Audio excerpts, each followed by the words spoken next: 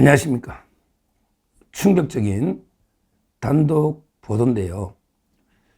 4월 2일 날, 그러면 이제 이거 선거 이틀 전이죠.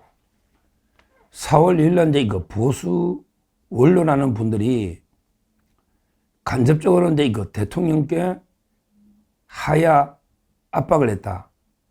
무슨 말이냐면 이게 그 6개월 이내에 무조건 대통령이 물러나라, 개헌만 하고 6개월 이내에 이런 식으로 그 시한을 못 박아서 사퇴하라.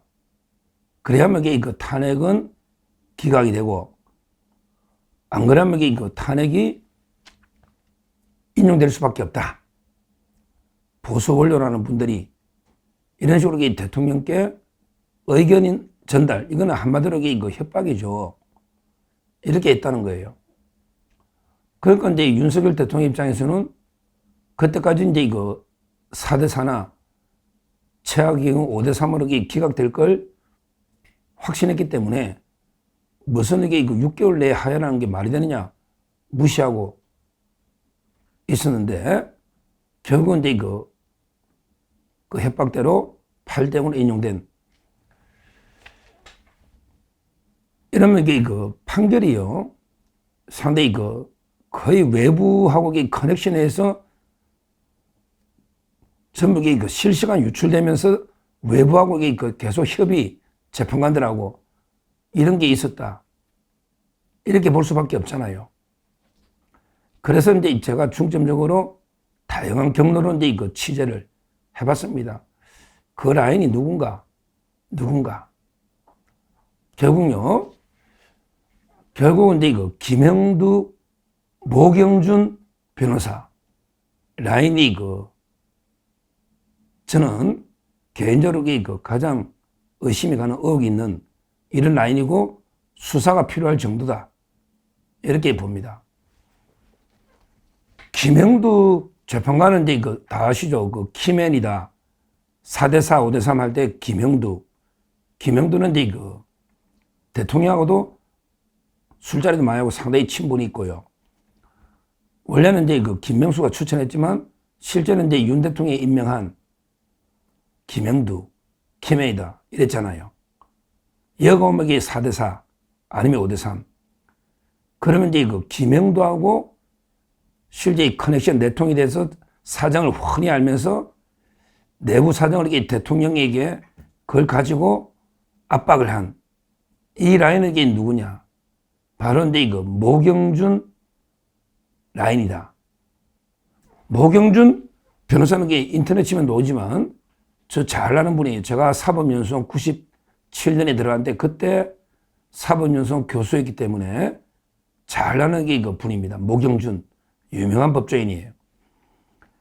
이분은 이제 실제 경기고등학교 서울법대에 서울법대 나와가지고요, 하버드 로스쿨에 LLM도 나오고요, 연세대학에서 이제 법학 박사학위도 받고요.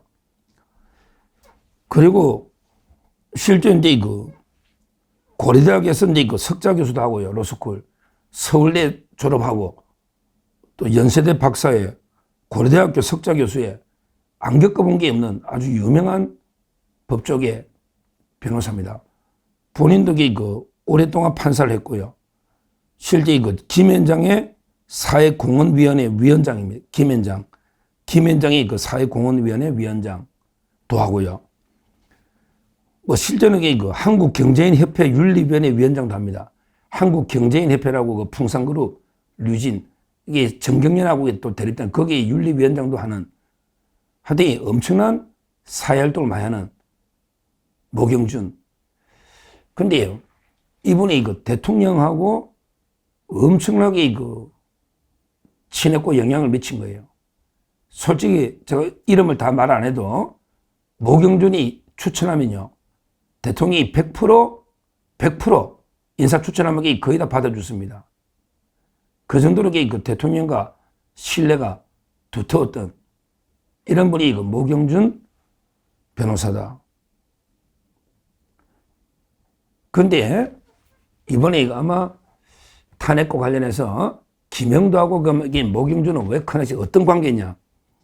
이거는 한마디로 그냥 뭐 완전히 뭐 옛날쯤에 그 도제식 할 때는 진짜 왜 서성하고 제자인데 따져보면 법조계에서 가장 친한 그 사이들 있잖아. 왜 쭉 땡겨주고 끌어주는. 예를 들어 이제 권순일 대법관이 있고 유창훈 판사가 있다. 그러면 대전고등학교 서울고 때부터 대법원에서 그 권순일이 있잖아. 거래했던 유창훈 이재명 영장 기각한 이런 게 끈끈한 사제도 아니고 이게 선후배. 거의 보통 옛날에는 부장판사 배석이면 끈끈하게 가는데 그것도 이게 한두 번이 아닌. 제가 이제 그 경력을 보면요. 모경준 이분이 그 프로필을 보면 모경준 거의 아마 이 최고 요직만 거쳐가지고 주로 그 대법원에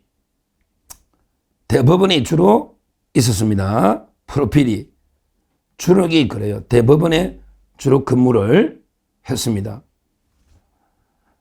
실제 근데요 김형도도 마찬가지예요.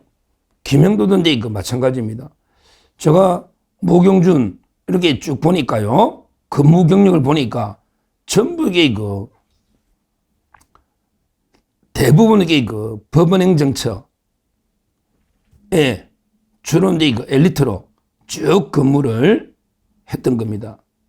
실제 판사 시절을. 근데요, 김형도도 똑같죠. 법원행정처에 그대로 그 근무를 했던 겁니다. 아마 그 직접 근무한 게 한 3-4차례 될 겁니다. 계속 대법원에서 법원행정처에서 하고 둘 다 법원행정처 차장까지 한 이런 그 실제 경력입니다.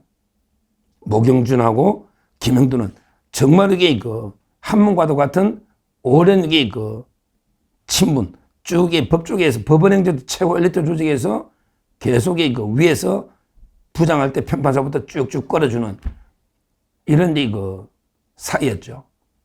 그런 경력을 치보면 다 나옵니다. 김형도도 그 엘리트는 맞아요. 법원행정처 차장까지 있고 모경준도 법원행정처 차장까지 둘이가 2000 초반부터 쭉 같이 근무를 해온다. 그러니까 아마 그 모경준은 또 누구냐면 헌법재판관을 했어요. 언제? 2006년부터 MB 때까지 2006년에 여야 합의로 또 법원 헌법재판관이 된 거예요. 여야 합의로. 그러니까 이제 그 모경준은 여쪽 야쪽에 넘나들면서 이념이 없는 이런 사람이에요. 여야 합의로 이게 대가 2013년 MB 때까지 헌법재판관을 한 거예요. 그러니까 김형도하고는 이게 보면요. 김형도하고는 이게 그 대학 선후배 떠나서 판사 시절을 거의 부장과 배석으로 상당 기간을 이게 같이 법원행정처부터 이게 근무를 했고, 그 다음에 그 헌법재판관도 같이 했고, 그리고 이제 그 김현장 커넥션이 워낙 많잖아요. 우리 거기 매독에 김주현 민정수도 김현장, 한덕수 총리도 김현장, 김현장 출신이 많아요. 모경준이가 김현장 오랫동안 사회공헌위원장, 모경준의 그 아들도 변호사인데 김현장이 있습니다. 아들도. 이런 이 김현장 커넥션이 또 많아요. 김현장. 그러다 보니까 이제 그 김형도하고 모경준에게 그 모든 걸 이렇게 틀어놓고 상의할 수 있는 이런 사이다. 그런데 선거 전에 4월 2일쯤 대통령 보고 무조건 이게 6개월 이내 하야해라. 개헌하면서 이게 하야해라. 그 선언 안 하면 이게 그 탄핵 인용된다. 이런 이제 그 협박이 모경준 라인 측에서 대통령한테 왔다. 이 말입니다. 모경준 라인 측에서 몇 단계 건너서 대통령한테 라인이 왔다. 이거는 제가 이게 그 출처를 안 밝히겠습니다. 그냥 확실한 팩트니까 출처를 안 밝히겠습니다. 자, 그러면 이게 그 판결이 사장이 누설된다는 거 아닙니까? 김형도 라인 판결이 누설되면서 대통령한테 이렇게 안 하면 이게 그 인용할 수밖에 없으니까 빨리 하야해라 6개월 내에 이런 이 사실상 압박 협박을 하고 대통령이 그냥 그건 말이 안 되죠. 6개월 내에 거부하니까 이게 그 8대0 인용으로 몰고 간 게 아니냐. 김형두는 그쪽에 있었고요. 그 외에 이제 그 우리가 정형식 그 다음에 그 조한창 협박설. 요거는 따로 제가 정영식은 저 몇 번 했잖아요. 그 아들 문제. 저 몇 번 이게 다뤘지 않습니까? 저 서종TV 외에 저 아시아투데이나 다른 신문에서도. 그리고 이제 조한창 협박 부분 따로 한번 제가 준비하고 있으니까 따로 이게 조한창 협박은 뭘로 했는가. 요렇게 따로 한번 말씀드리고. 이런 식으로 이제 이거 여러 우리 우파 재판관이 민주당이 압박과 협박을 받고 있는 와중에 김영두가 계속 움직이니까 결국은 이제 그 8대0으로 끝난 게 아닌가. 아무리 헌법재판이 개판이지만 법리가 있고 다 있는데 사퇴라고 해보고 안 하면 그냥 인용하고 사퇴하면 사퇴하겠다고 약속하면 기각하고 이게 무슨 재판이 법은 이게 말이 되는 재판입니까? 그래서 결국 저는 이제 이거 재판 승복 인정할 수 없다는 게 정치 여기 해보면요 온갖 게 추악한 협박, 뒷거래, 압박 이게 있을 거로 저는 확신하고 있습니다.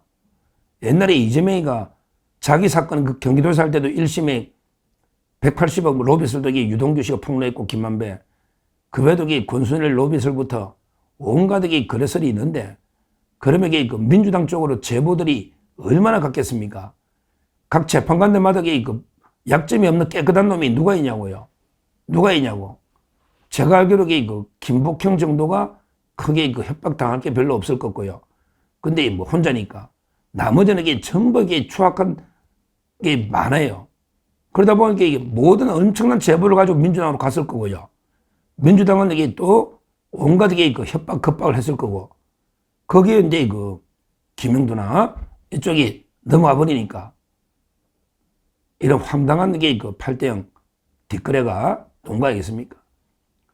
뭐 언젠가는 진실은 밝혀지겠지만 이런 추악한 뒷거래 밝혀야 됩니다. 그래야만 또 재심 사유가 될 수가 있어요. 정영식이나 조한창에 대한 협박 의혹 이것도 수사를 해야 됩니다.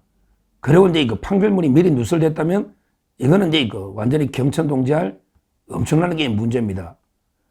따라서 김영두와 모경준, 김앤장 라인 거기에 어떤 뒷거래가 있었는지 어떤 뒷거래가 그러면서 대통령에 대해서 실제 어떤 협박이 있었는지 이거 진실은 반드시 밝혀질 거고 아마 어느 시점이 되면 대통령 스스로 대통령이 제일 잘할 테니까 왜 모경준하고도 얼마나 친했겠습니까? 김영두도 마찬가지입니다. 이 과정은 대통령이 제일 잘 알지 않겠습니까? 적절한 시점이 되면 대통령이 직접 아마 밝힐 시점이 오지 않을까 이렇게 보고요. 이 부분은 정말 우리가 끝까지 승복하지 못하는 가장 결정적인 원인이고 철저한 수사 진실 규명을 해야 된다 이렇게 말씀드리고요. 앞으로 추가 진실에 따라서 또 필요하면 현재 재판관들의 추악한 뒷면을 계속 밝히도록 하겠습니다. 감사합니다.